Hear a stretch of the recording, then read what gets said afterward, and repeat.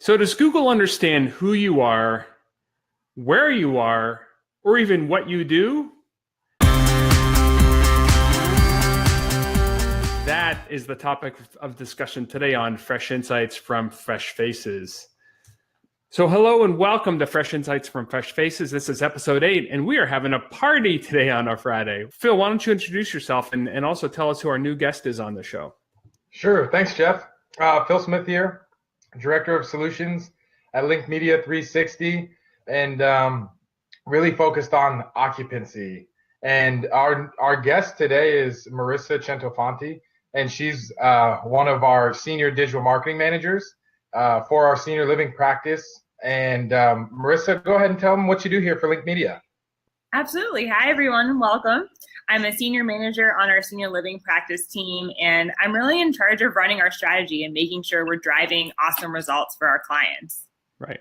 And we also have our team member, Jen, standing by as well in the lobby. We're ready to bring her on because she has lots of great knowledge and insight to share as well. And that's the whole purpose of this program. Why we're here is day in and day out at Link Media 360, the senior living team gets so many questions from clients they work with every day. And that's the whole purpose of Fresh Insights from Fresh Faces, is just really trying to dig into and answer the most common questions that we get every day, and then presenting them in a format like this, which hopefully adds to the depth and dimension and the flavor of the conversation.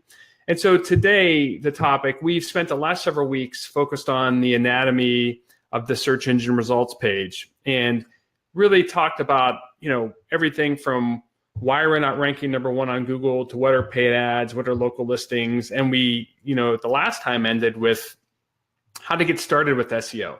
And the goal today is really to basically think about what are the top 5 things to consider when you are starting an SEO program. The top 5 must-have things you need to do to really have an effective SEO program.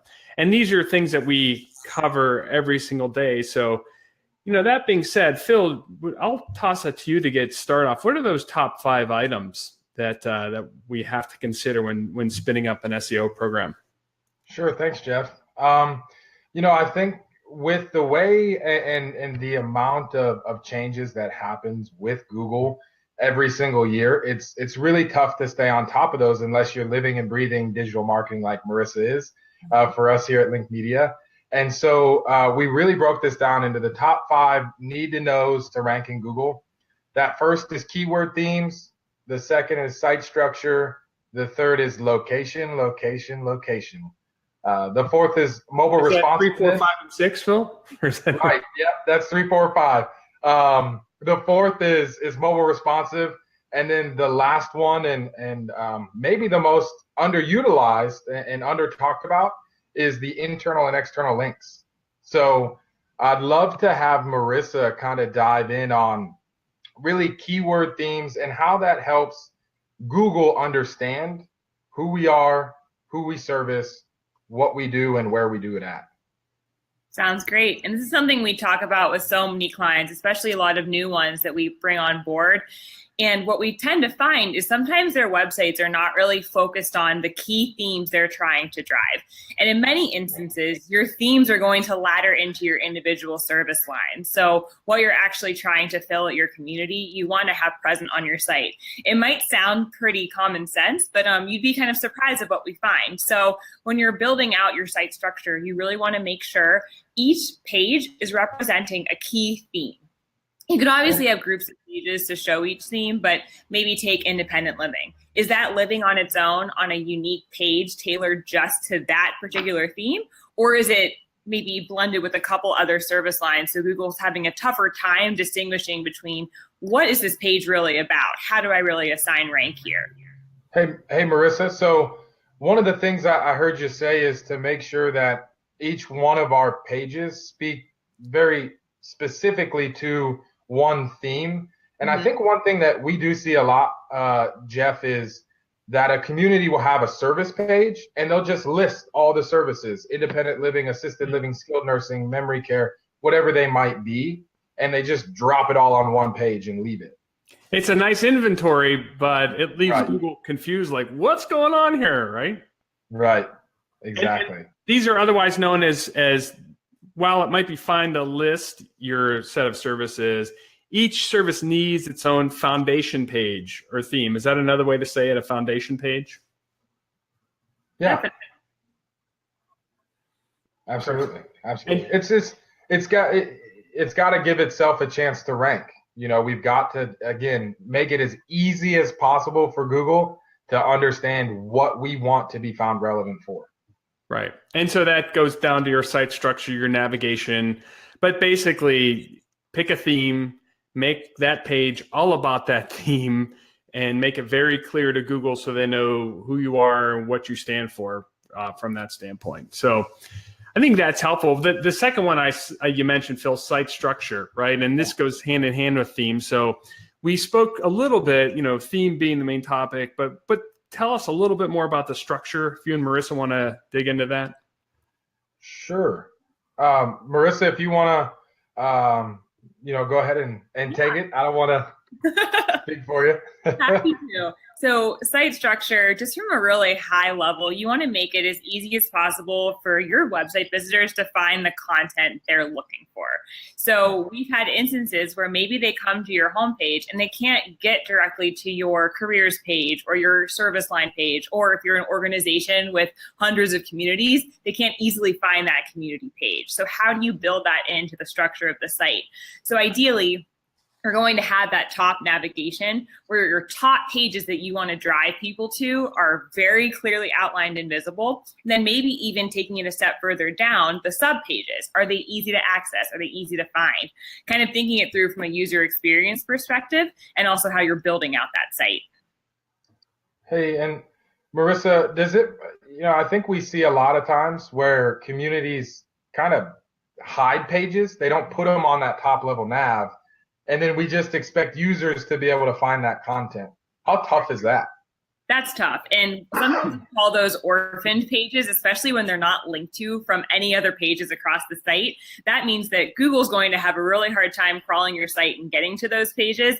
And it's going to be even more challenging for a user who's trying to navigate and locate them. One example we had was a memory care page. It wasn't linked to from the client's main service page. It was kind of buried way deep down into the site. So no one was finding it, and it was not performing that well. So we brought it up to the main navigation as a sub based on the services menu, and it did so much better.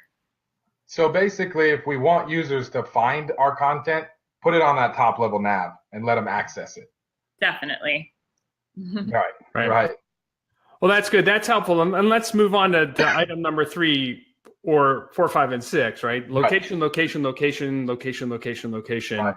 And I'll say it another time, location, right? Where are we? And Google's great, once again, picking a theme and assuming there's great navigational elements, but structurally speaking, where? Isn't that almost one of the keys? It's a huge key because, again, Google is really trying to match what users are searching.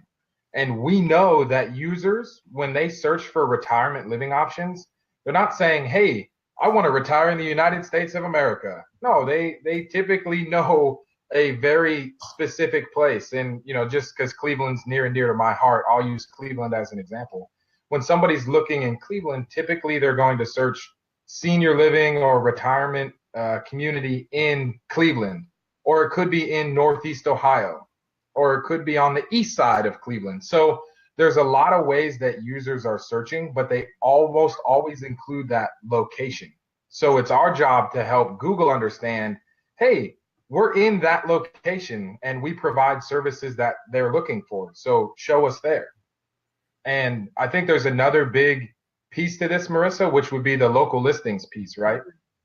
Yep, and that's often overlooked as well. So beyond just having your location's name, address, phone number on your website, is that actually available across the web? There's so many different local directories. So Google My Business is one very, very relevant example. Is your information relevant and accurate on that listing? Is it claimed by your business? Are you in control of what you're pushing out there? And then taking it a step further, you can actually syndicate that information out to hundreds of directories across the web. So then there's all these signals pointing back to your website of this consistent, accurate information about your location. Right. And are those service pages tied to location often, or are these independent? Tell me a little bit about that structure. I would say they definitely tie in, especially since beyond just searching for a retirement community in Cleveland, a lot of people are probably going to be searching for more niche areas in those service lines once they're deeper into the sales process. So you definitely want to have that kind of woven throughout your site. Absolutely. Okay. Right. That's good. Well, you know, we've spoke to the importance of location, and we're on, 3 out of 5 right now, but I think to keep things moving forward, one thing that I doubt is a factor at all is mobile, right? Nobody uses the mobile device. It's not a factor, right? Mobile responsiveness, not important. No. Only just about half of your users, Jeff, will be on there. Oh, that's all? That's it. That's it. And that doesn't include tablets either. So, it's a huge piece. And Marissa dives into our clients' analytics day in and day out.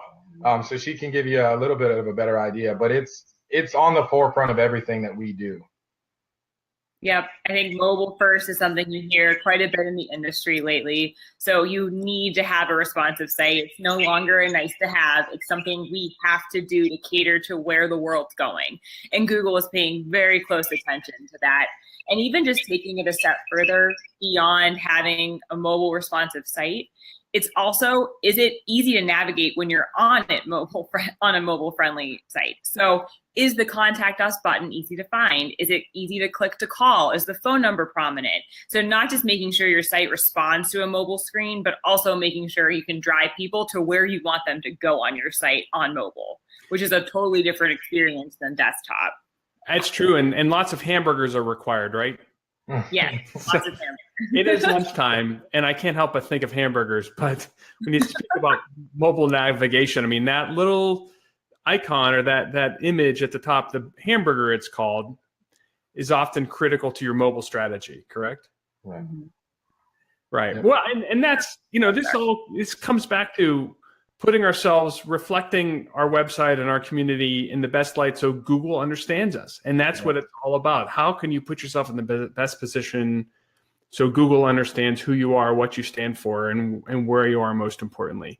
Right. So mobile's critical, right? And as Phil mentioned, roughly half of your potential residents are on the mobile and use mobile devices these days, not even to mention tablets. So needless to say, it's important to have a mobile responsive strategy for your website. And then lastly, the last and most important area, as Phil stated, linking, right?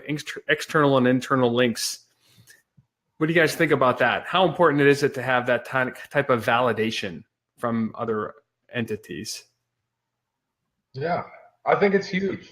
If your website is credible and somebody is willing to actually put your link on their website, that's big. That's big for you. It's big for Google. It just shows that that company trusts you enough to basically send users your way. And there's a bunch of benefits from an SEO perspective, but that's the big ticket we're looking for is credibility, right, Marissa? Mm-hmm, absolutely. And I would say too, that one really credible link is a lot more powerful than 10 poor links. Right. So we're not out to accumulate links, right? To just aggressively get as many links as possible, kind of like the old days. A little old right. school, yeah. Yeah, that's old school. No, we're looking for high quality websites. So if Google deems another website super credible, let's say CNN, super credible website to users and to search engines, that link from CNN would be worth, a ton of other, kind of those spammy links, so to speak. It is definitely important to find relevant websites that link back to you. Okay. Well, so we've covered actually in a very short order, the 5 must-have approaches and strategies to get Google to recognize you, right? To just present yourself, present your community's website to be attractive to Google so it can be indexed and then properly presented to searchers that are in the market and looking for intent. Do you have any other, parting thoughts or words of wisdom to share to our viewers today? I do. I think beyond just these, it's also how do you measure them and how do you report on your progress? So becoming familiar with your Google Analytics, understanding what your key performance indicators are that show success of your SEO campaigns is also very important. Great. Excellent point. Phil, do you have anything else to add? No, I don't think so. It's our job to help Google understand who we are, what we do, and where we do it. Again, Marissa, great point. Data is king. Mm-hmm. Right. And that's a great topic of discussion. We've kind of skimmed the surface of the data question in Google Analytics and tools and proper setup to know your data and know your website. But that's a topic that deserves a deep discussion in and of itself. So it's most likely will be here on the short list of things that we're going to be talking about in future episodes. I think, Phil, we're going to dump you and bring Jen to at least wave. So, Phil, I'm taking you out of the discussion. Bye, Phil. And then we're bringing Jen up. Even though we've had some audio difficulties with Jen, it's really important for her to say wave hello and sign language us to around, her contribution to this conversation. So we want to thank Marissa for joining us today. We want to thank Jen, and we want to thank Phil. And that wraps up episode 8, Fresh Insight from Fresh Faces. If you have any topics you'd like us to discuss in the coming weeks, just please let us know. You can give Phil an email at psmith@linkmedia360.com. And if you want to catch our past episodes, please visit our show page at linkmedia360.com/FIFF. Otherwise, we are going to wrap this episode up, and I want to thank everyone for joining us today, and we will see you next week.